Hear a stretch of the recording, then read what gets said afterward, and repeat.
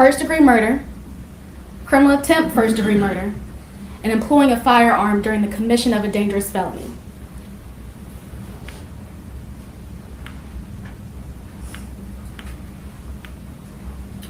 First-degree murder, and you'll see this in your jury instructions, is defined as a premeditated killing of another. 1, the state has to prove that the defendant unlawfully killed a victim. 2, the defendant must have acted intentionally. 3, the killing must be premeditated. So, what is considered unlawful? Well, what is considered unlawful killing? One example can be the defense of others or yourself. Intentional. What does it mean to be intentional? Does it seem like an accident? Does it seem like a mistake? Your jury instructions say that something is intentional if it's a person's conscious objective or desire to cause the death of another person. Number 3, premeditation. The killing has to be premeditated. And as we learned in voir dire, premeditation doesn't have to be a specific length of time. It could be 2 seconds, 2 days, 2 weeks, 2 months. There's no time frame. It just means that you had to think about your actions and you had time to reflect. That could be as simple as stepping out of your car, raising your arm, and the time it takes you to point the firearm at someone and shoot and kill them. Or in this case, it could be driving to the gun store, purchasing a gun, purchasing ammunition, leaving the gun store, driving 3 hours to Memphis to your married ex-boyfriend's house, and knocking on their door. So this week, we started off hearing from Tabitha Perry. She testified that her husband was an executive pastor in Little Rock, and later he moved to Memphis along with her for a new position at Mississippi Boulevard, a prominent church here in Memphis. She also testified that they knew the defendant. They knew her from Little Rock when he was previously working over there. And on April 4th, 2019, Mrs. Perry heard a knock at her door. When she went to her door, the defendant was standing there. Now, she thought it was odd that Miss Daniels was standing there, but she didn't think too much of it because they had given their address out to several people at the church in Little Rock. After she let her in, Mrs. Perry and the defendant sat and talked about 20 minutes until Broadus Perry showed up. When Mr. Perry showed up, the defendant even told you that they sat and talked for a while. She even took a drink. And once she decided that it was time to go, Mrs. Perry and Mr. Perry led her out of their doorway. And as Mrs. Perry was leading her out of the doorway, she turned back and she saw the defendant reach into her coat pocket, remove a gun, and shoot Mr. Perry in his own doorway. Once she did that, Mrs. Perry looked to her neighbors for help. She tried to get help, and then when she saw her husband lying on the ground, she went to go help him. She pleaded with the defendant, "Why are you doing this? Why is this happening? Please stop." Well, not only did the defendant not stop, she shot Mrs. Perry. And not only did she shoot Mrs. Perry, she reloaded her gun. After Mrs. Perry, we heard from Detective Roberts. He testified that the very weapon that was used to shoot Mr. and Mrs. Perry was purchased hours prior to this incident. He testified that the defendant purchased that firearm at a gun store at around 4:30 that same day in Sherman, Arkansas. Detective Roberts told us that he spoke to Ray Palladino, the general manager of that sporting goods store. From Mr. Palladino, he received the surveillance footage. And that surveillance footage showed the defendant coming in, purchasing a gun, purchasing ammunition, and leaving. Mr. Palladino also provided Detective Roberts with a receipt. That receipt had the defendant's first and last name on it. It had the serial number of the Ruger handgun that she purchased and the last 4 digits of her credit card. It's the same credit card that Detective Roberts discovered in the defendant's vehicle when he searched it. We also heard from Dr. Curry. Now, Dr. Curry testified that she performed Mr. Perry's autopsy. She testified that the cause of death was multiple gunshot wounds and the manner of death was homicide.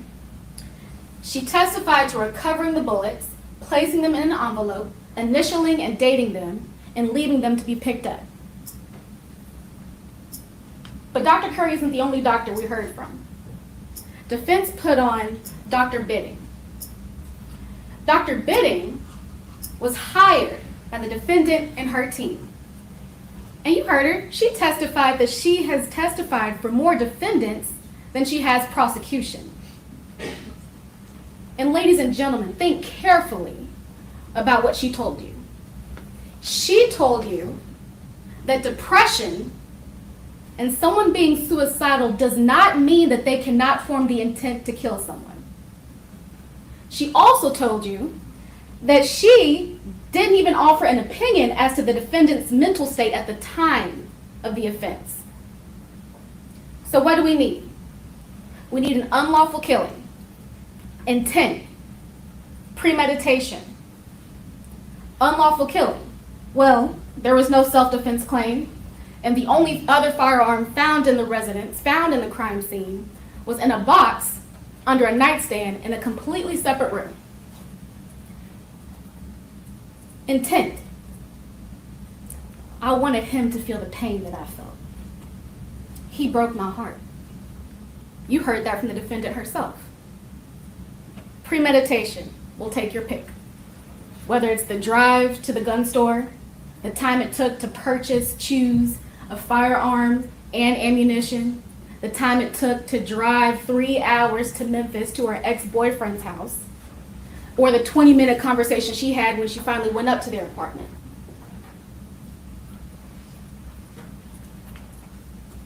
Criminal attempt first-degree murder. So in your jury instructions, you'll see what's on the screen right here. And that's a lot of words. But the judge is giving you the law, and the best way that I can describe it is that the defendant must have an intent to commit first-degree murder. But they fell short for some reason. The act wasn't complete. And that's how you have criminal attempt first-degree murder. We heard from Tabitha Perry, and she testified that she was shot in the shoulder. After the incident, she was transported to the hospital, and the doctors left the bullet inside of her. It wasn't until later that she had to get it surgically removed. It was causing her extreme pain, and by the time that she got it removed, it was poking out of her back. And even today, 6 years later, she is still suffering from pain from that incident. Now let's talk about transfer of intent. You heard in your jury instructions that sometimes when you intend to kill one person and you don't kill that person but you kill another person, that is how the transfer intent happens. Tabitha Perry testified that when she spoke to police, she told them that she didn't even believe that the defendant meant to hurt her. But that's okay, because you don't have to actually hit your intended target to be charged and convicted of criminal attempt first-degree murder. As long as you had the intent to kill one person, it doesn't matter that you accidentally shot or you actually shot someone else. Your intent is still there. The only thing that's different is the person that got hurt. Employing a firearm during a dangerous felony. So on the screen here, it says that any person who employs a firearm during the commission of a dangerous felony is guilty of a crime. The state has to prove that 1, that the defendant employed a firearm. 2, the employment was during the commission of or attempt to commit criminal attempt first-degree murder against the alleged victim, Tabitha Perry. And 3, that the defendant acted intentionally, knowing, or recklessly. In addition to Mrs. Perry's testimony, we heard from Captain Draper, Officer McLean, and Special Agent Brock Sane. Draper testified that he and McLean were a few of the officers that responded to the crime scene on the offense day. And when he got there, he witnessed the defendant holding a firearm. She refused to comply with orders. Captain Draper testified to the non-lethal force that was used to unarm her. Officer McLean testified to securing and clearing the weapon that the defendant had in her possession. He noticed that there was nothing in the chamber, but yet there was a magazine in the gun. Special Agent Sane testified to the ballistics. He examined the Ruger, the casings, and the bullets from the medical examiner. He determined that all the cartridge cases and the bullets had been fired from that same handgun that was recovered off of the defendant. And now we're back at the beginning. You broke my heart. So I'm going to purchase a firearm. You broke my heart. So I'm going to purchase ammunition. You broke my heart. So I'm going to take that gun and the ammunition and drive 3 hours away to your home. You broke my heart. So I'm going to knock on your door. You broke my heart. I'm going to sit there and talk with you and your wife for about 20 minutes. You broke my heart. So I decided to leave. You broke my heart. So I'm going to shoot you and kill you in your doorway, and along the way shoot your wife. And it's okay, because you broke my heart. Decision after decision after decision. Ladies and gentlemen, if a broken heart was an excuse or a defense to murder, I wouldn't have a job. The standard of proof in this case is beyond a reasonable doubt. Not 100% certainty, not beyond all doubt, not beyond a shadow of a doubt. What's required is certainty that lets you rest easy at night. And now it's your turn. After you consider all of the evidence and apply the law that the judge has given you and use your common sense, the state is confident that your verdict will be guilty as charged. Don't let a broken heart distract you from the human life that was lost. Thank you. Mayor, may we approach? Yes.